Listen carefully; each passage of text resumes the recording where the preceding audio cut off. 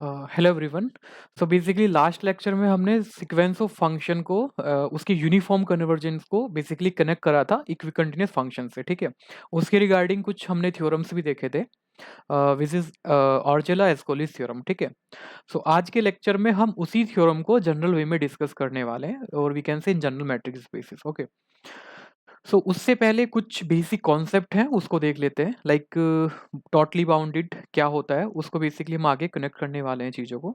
सी, सो चलिए आज का लेक्चर स्टार्ट करते हैं। सो टोटली बाउंडेड आपके पास क्या होता है? Let's say we have a metric space S, we say X is a totally bounded if for each epsilon positive we can always find, let's say, x1 x2 xn inside x such that this x contain in union of these balls, means कि हमें मैं कोई भी epsilon यहाँ पे लूँ, कोई भी पॉजिटिव रियल नंबर में लूँ, उसके लिए मुझे इस x के लिए एक फाइनाइट सब कवरिंग मिल जाए। दैट मीन्स ये x infinite number of balls के यूनियन में बेसिकली क्या हो जाए, कंटेन कर जाए।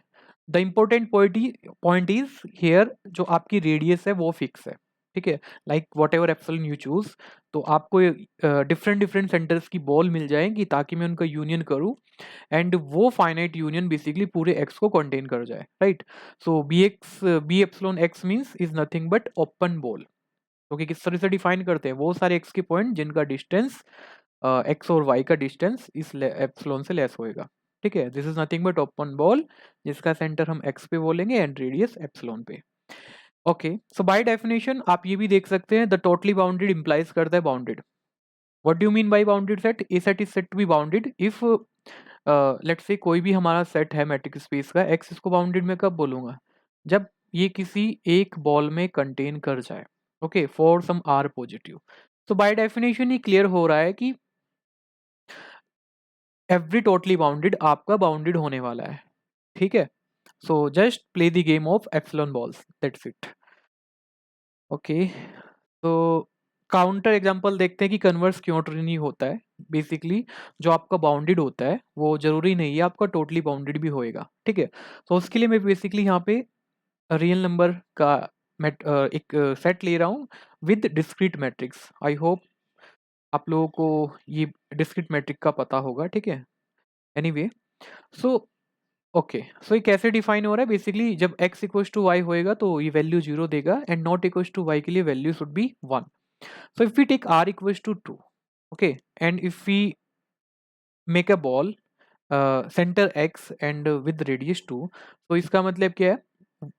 डोमेन के वो सारे point which is real number, right, such that distance of X Y less than like r which is 2। Okay, अब डिस्टेंस हमारा 2 से लेस है, और डिस्टेंस डिफाइन कैसे है कि भाई वैल्यू 0 और 1 ही लेगा। दैट मीन्स 2 से लेस का मतलब क्या है? वो 0 वाले पॉइंट भी ले लेगा और 1 वाले पॉइंट भी ले लेगा। दैट मीन्स जैसे मैंने आर को 2 कंसिडर करा, तो इसका मतलब ये पूरे पूरे स्पेस को ले लेगा, क्योंकि जब 0 वैल्यू होगी, क्योंकि 0 और 1 इसके यहाँ पे लाई कर रहे हैं, तो दैट मीन्स इक्वल वाले पॉइंट भी और नॉट इक्वल वाले पॉइंट भी सारे यहाँ के मेंबर होंगे। दैट मीन्स ये बॉल इज नथिंग बट पूरा पूरा रियल लाइन आ जाएगा। Okay, so by definition of bounded set, इसका मतलब क्या है? ये आर आपका किस में कंटेन कर गया? इस बॉल में, because it is not, this ball is nothing but all space R. so that means R is bounded under the discrete metric, okay, not usual metric, so be careful, this is the beauty of metric space। okay, anyway, but ये totally bounded नहीं होएगा। क्यों नहीं होएगा? क्योंकि हमने ये देखा था कि whatever epsilon we use, अगर हमें उस एक्स के लिए सेम रेडियस का कोई ऐसी ओपन कवरिंग मिल गई कि जिसमें, और वो ओपन कवरिंग बेसिकली फाइनाइट होनी चाहिए जिसमें पूरा एक्स कंटेन कर जाए, बट ऐसा यहाँ पे नहीं होगा, क्योंकि मैंने एप्सिलॉन को इन पर्टिकुलर 1/2 ले लिया। 1/3, 1 से छोटा कोई भी नंबर ले सकते हैं। ओके, जैसे मैंने इसका बॉल बनाया, तो बॉल का मतलब क्या होगा? वो सारे point Y inside R such that distance of X Y less than 1/2। तो डिस्टेंस का डेफिनेशन क्या है? 1/2 से लेस पॉइंट कौन सा होगा? ओनली ये वाली क्वांटिटी, ये तो बाहर चला जाएगा। That means distance less than 1/2, यानी कि डिस्टेंस का वैल्यू कितना होगा? ओनली 0। अगर डिस्टेंस 0 हुआ तो एक्स वाई के इक्वल है। दैट मीन्स यहाँ पे जो पॉइंट आएगा वो ओनली इसका सेंटर ही आएगा। दैट मीन्स ये बॉल जो हाफ रेडियस का है अंडर विद डिस्क्रीट मैट्रिक्स वो एक सिंगलेटन सेट है। नाउ माय क्वेश्चन इज, क्या आप इसकी फाइनाइट कवरिंग बना के इस पूरे एक्स को कंटेन कर सकते हो? नहीं कर सकते, बिकॉज आर आपका एक इनफाइनाइट सेट है। और फाइनाइट कवरिंग करोगे तो क्या है, देखो सपोज करो आपने ये बोल ली, एक सेंटर लिया उसमें कोई x1 पॉइंट आएगा, एक x2 लिया उसमें कोई x2 पॉइंट आएगा, ऑब्वियसली आर से आ रहा है, फिर x3 पॉइंट आएगा। So you will have maximum n points, okay, but R तो आपके पास इनफाइनाइट है। That means there won't be any finite covering such that हम इस आर को इस कंटेनमेंट में होल्ड करा के दिखा दे। और यहाँ पे एप्सिलॉन मैंने 1/2 चूज करा था। और डेफिनेशन क्या कहती है हर एक एप्सिलॉन के लिए? मैंने तो एक एप्सिलॉन आपको ऐसा दिखा दिया 1/2 जिसके लिए ऐसा पॉसिबल नहीं है। That means the space, the given space is not totally bounded but it is bounded. Okay, so converse true नहीं है। आई होप आपको टोटली बाउंडेड वाला कॉन्सेप्ट भी क्लियर हुआ होगा। ठीक है, नेक्स्ट तो कल हमने जो बेसिकली ऑर्जेला स्कोलिस थ्योरम पढ़ा था उसको यहाँ पे बेसिकली इन जनरल फॉर्म में लिखते हैं। तो suppose we have a T is a compact metric, okay, और D infinity is nothing but here sup metrics. ठीक है, यानी कि सुप नॉर्म मैट्रिक्स आपकी क्या होती है, डी इन्फिनिटी दो फंक्शन का एफ एंड वाई, ये डिफाइन कैसे होती है basically, supremum of F of T minus G of T. ठीक है, और जो भी यहाँ पर आपका डोमेन होगा, that's it, this is our sup norm metric, okay, in C T. Then हमने कोई भी सबसेट लिया सी ऑफ टी का, ठीक है, then S subset of C T is compact if and only अगर एस आपका क्लोज हो जाए, एस आपका पॉइंट वाइज बाउंडेड हो जाए और एस आपका इक्वी कॉन्टिन्यूस हो जाए।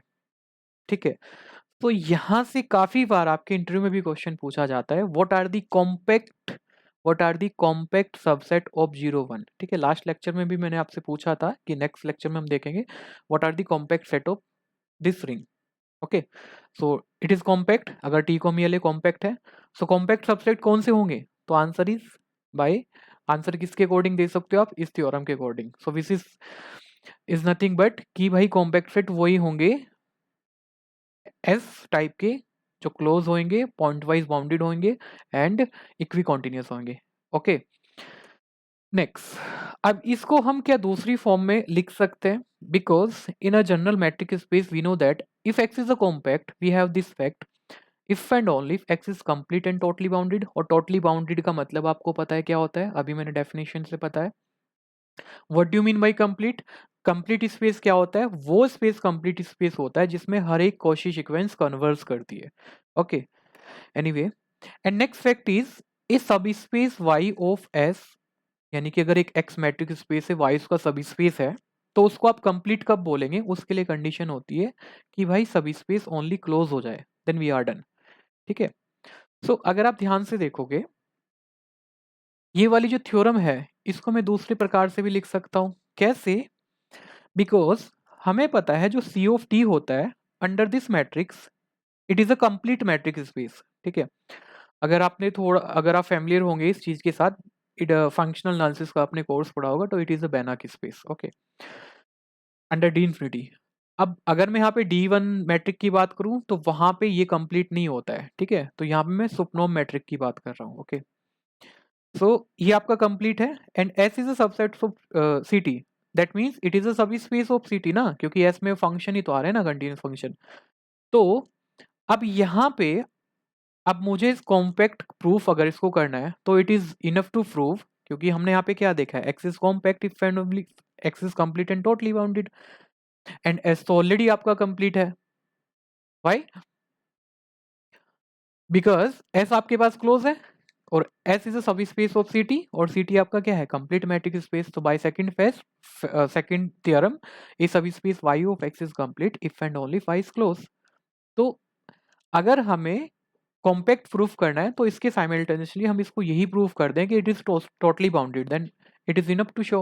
ओके, सो इसको मैं इन तीनों थ्योरम को कंबाइन करके इसको ऐसे भी हम लिख सकते हैं, as we know that it is a complete metric space, so about two theorem shows that closed, bounded and equicontinuous is equivalent to close and totally bounded.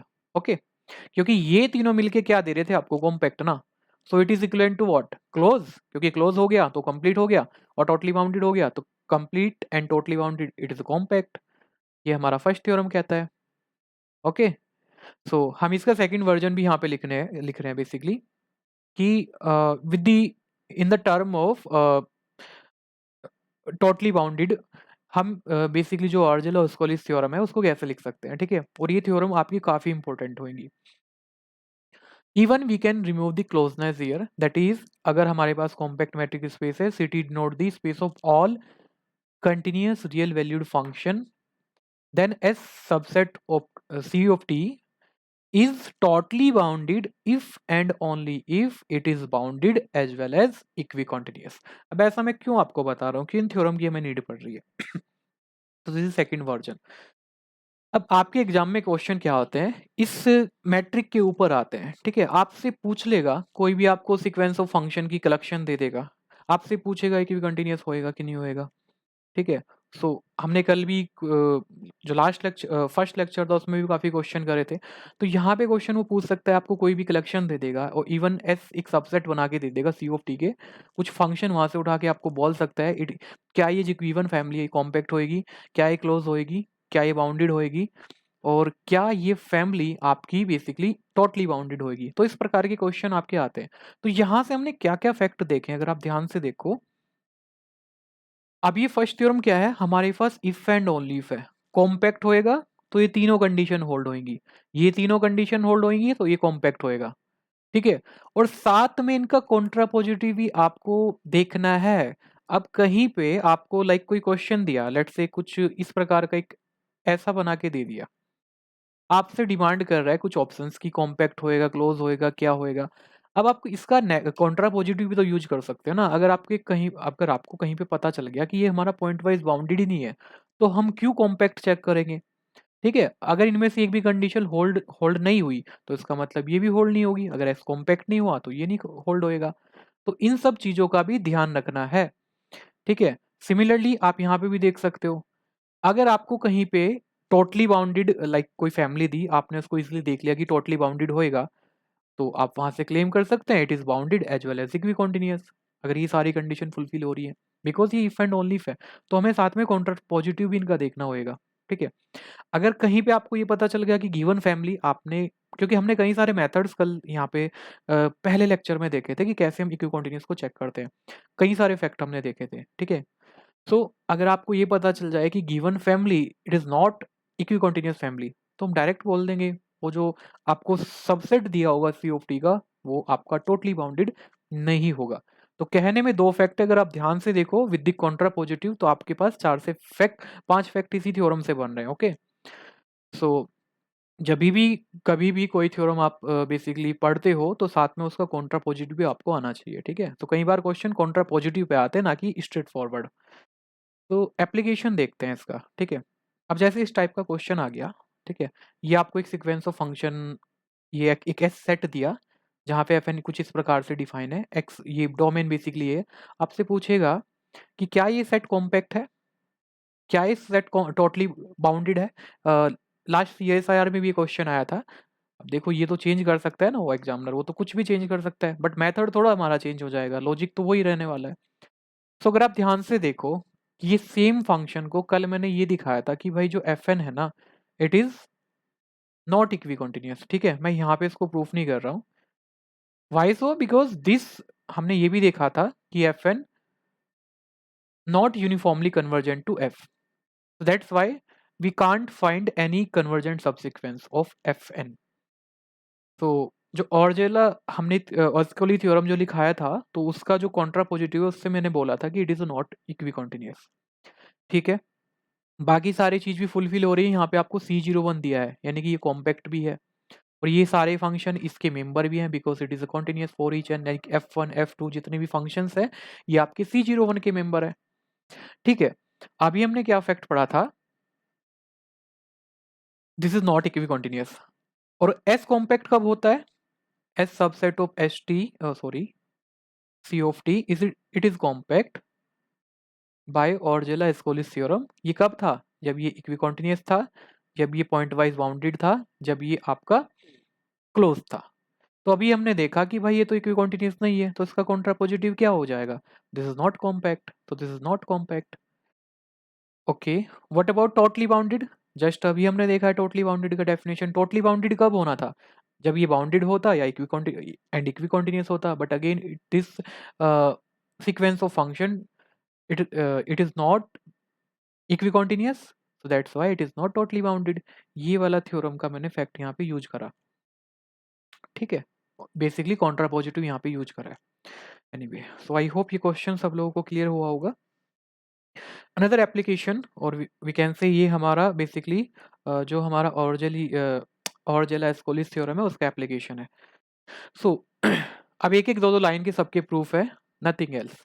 So if fn be a sequence of differentiable function on this closed interval ab, and suppose that the derivative sequence of function is uniformly bounded on this domain, then fn is equicontinuous on this domain। तो अब देखो क्या क्या हमें given है उसको लिख लेते हैं। आपको दिया गया है कि जो डेरिवेटिव है सीक्वेंस ऑफ फंक्शन का वो यूनिफॉर्मली बाउंडेड है, तो बाय डेफिनेशन इसको हम एक m से बाउंड कर पाएंगे। m basically independent of domain point as well as n से होएगा, वो यहाँ पे डेफिनेशन लिख लिया। ओके, इक्वी कंटिन्यूस प्रूफ करना है, इक्वी कंटिन्यूस का डेफिनेशन में पता होना चाहिए। So let's say epsilon positive be given, हमने क्या करा, MVT अप्लाई करा, मीन वैल्यू थ्योरम, इस डोमेन पे क्लोज इंटरवल एक्स वाई पे। दैट मीन्स अगर जब यहाँ पे अप्लाई करोगे तो we can always find let's say some point Cn, this is member of open interval xy, such that fnx minus fny equals to fn dash, let's say point Cn है और ये आपका x माइनस वाई। ठीक है, आपका ये theorem ये होता था ना, F B minus F of A upon B minus A equals to F dash C, और सी बेसिकली इंटीरियर पॉइंट होता था ए बी का। तो ये सब कुछ यहाँ पे मैंने यूज करा है मीन वैल्यू थ्योरम का। ओके, अगर मैं यहाँ पे बेसिकली दोनों साइड मॉडुलस ले लूँ, ठीक है, और we know that this quantity less than equals to m, तो इसको मैं ऐसा रिप्लेस कर सकता हूँ। Okay, this quantity less than epsilon when if we find out like if we take x minus y का mod less than epsilon by m, और we can say अगर मैं आपकी डेल्टा को, क्योंकि डेल्टा की चॉइस हमारे हाथ में है, दिस इज पॉजिटिव क्वांटिटी, ये चूज कर लूं, तो यहां से क्या मिला, F N X minus F N Y less than epsilon when x minus y less than delta, and what is delta here, epsilon by m, epsilon is positive quantity, m is positive quantity, so that's why it is always, so the quotient is always a positive quantity, right?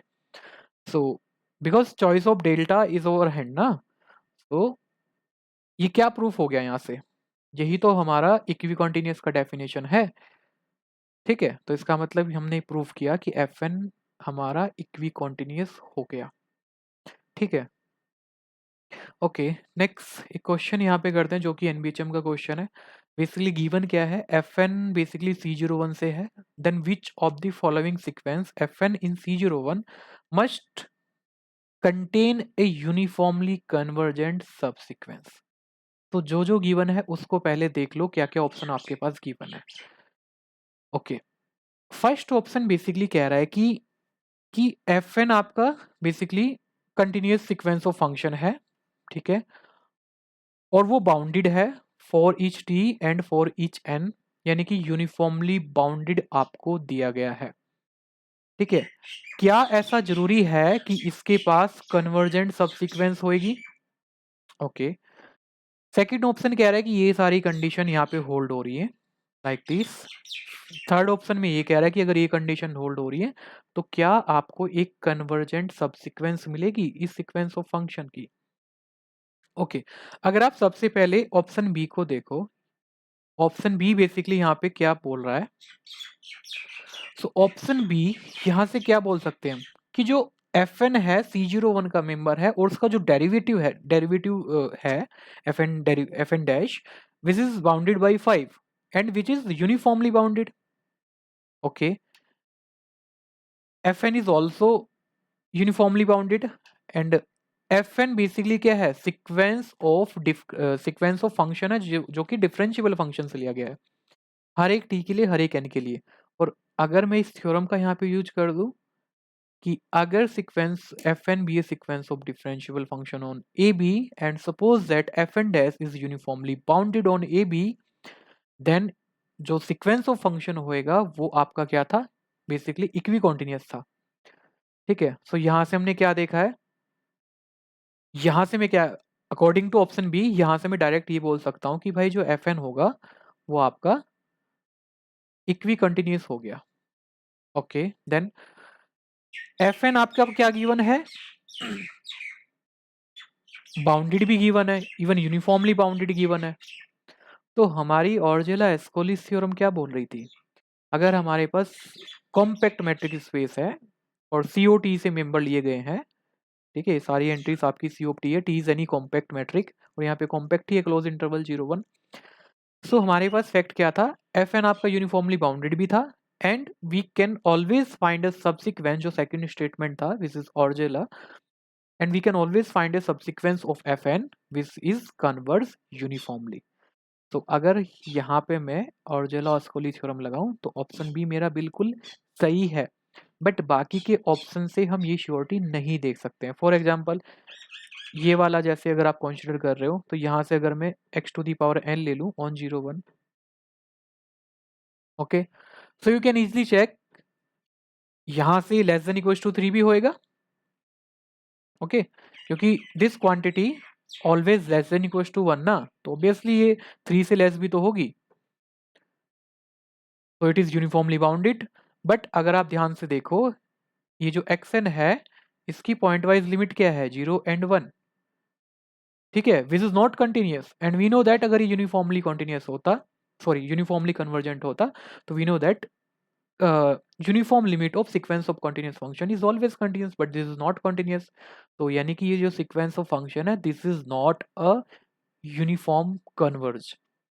अब ये uniform convergence नहीं है, तो हम contrapositive use कर सकते हैं again ऑर्जेला Ascoli's theorem का। तो we there does not exist any subsequence of this sequence of function which is converge uniformly। okay, so same example यहाँ पे वर्क कर जाएगा अगर आप ध्यान से देखो, because xn ये अगर आप sequence of function ले रहे हो तो you can check it is a C1 function also, because अगर डेरिवेटिव करेंगे तो डेरिवेटिव एग्जिस्ट कर रहा है, इवन ये पॉलिनोमियल तो है, अगर ध्यान से देखोगे you will get x x square x cube, polynomial तो इनफाइनाइट टाइम डिफरेंशिएबल होते हैं, और यहाँ पे ये वाला कंडीशन भी होल्ड होएगा, but still again this sequence of function not uniformly convergent, so that's why we there does not exist any convergent subsequence of this sequence of function which is uniformly converge। and same analysis आप यहाँ से देख सकते हैं, क्योंकि same sequence of function a b c a b sorry a c d के लिए verify हो रहा है, but still this is not a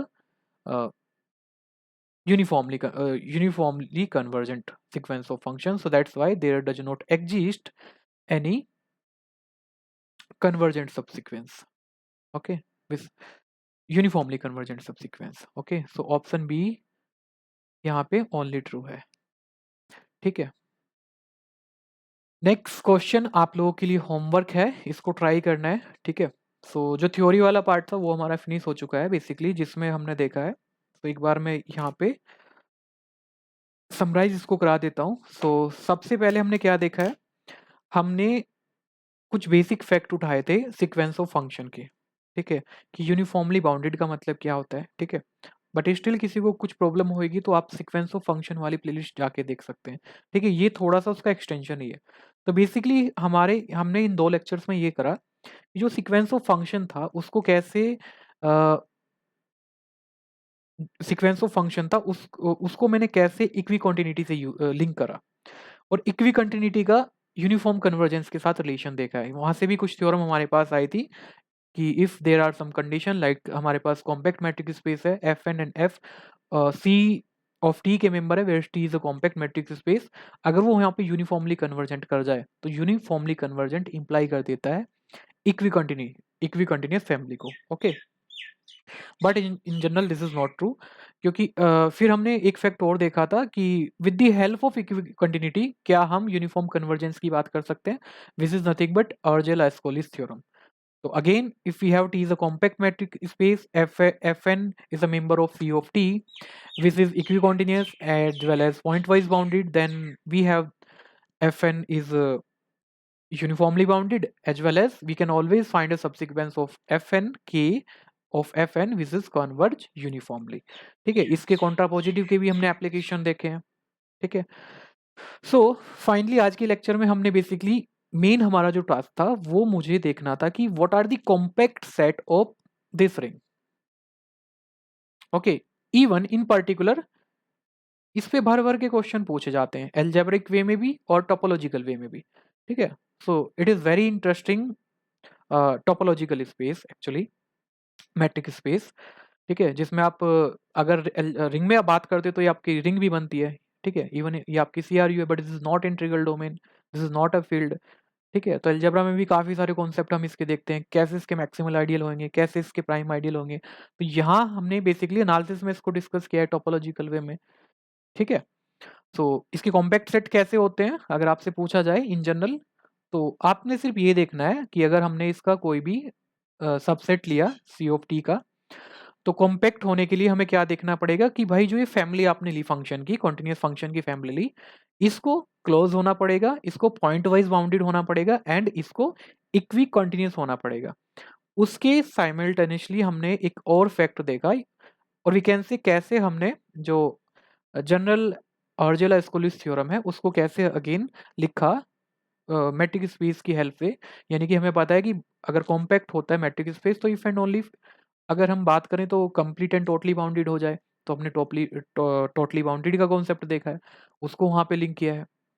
ठीक है, तो इन सब की हेल्प से आप कॉम्पैक्ट सेट्स के बारे में बता सकते हो C ऑफ T के, where T is a compact matrix space, particularly C01 के. ठीक है, एंड ये भी क्वेश्चन आपका गेट का ही है. ठीक है, तो इसको ट्राई करना है. ठीक है, कल मैं यहीं से स्टार्ट करूंगा और जितने भी आपके गेट के प्रॉब्लम है उसको हम डिस्कस करेंगे. ठीक है, और ये मोर देन इनफ थ्योरी है जो मैंने कराया 2 लेक्चर में. अगर ये आपको अच्छे से समझ आ गया तो कभी भी ये क्वेश्चन आपका एग्जाम में गलत नहीं होगा और डेफिनेटली बनेगा. ठीक है, क्योंकि जितने भी कॉन्सेप्ट थे उसको मैंने डेप्थ में कैसे उसको यूज करना है, कैसे उसका कॉन्ट्रा पॉजिटिव की हेल्प ले सकते हैं, वो सारा एनालिसिस किया है. ठीक है, कुछ बेसिक क्वेश्चन के साथ. बाकी जब आप अपने एग्जाम के क्वेश्चन देखोगे तो आपको डेफिनेटली क्लियर हो जाएगा कि चीजें कैसे प्रोसीड हो रही हैं. ओके, तो यहाँ पे गिवन क्या है, आपको एक FNX sequence of function given है, एक एस सेट दिया है. अगर आप ध्यान से देखो this is a member of again C01, क्योंकि सारे फंक्शन क्या है, एक एक्सपोनेंशियल फंक्शन का प्रोडक्ट हो रहा है with polynomial which is continuous always. तो आपसे पूछा गया है it is compact, it is totally bounded. तो आपने क्या करना है, अगेन ऑर्जेला एस्केलिस थ्योरम वहाँ पे यूज करनी है. आपको इक्विकंटिन्यूटी चेक करनी आनी चाहिए, तो यूनिफॉर्म कन्वर्जन चेक कराना चाहिए. उससे रिलेटेड जो हमारे रिजल्ट लिखाए हैं कराए हैं उसको आपने यूज करना है, देन आंसर करना है. ओके, तो ठीक है, thank you, bye bye and take care.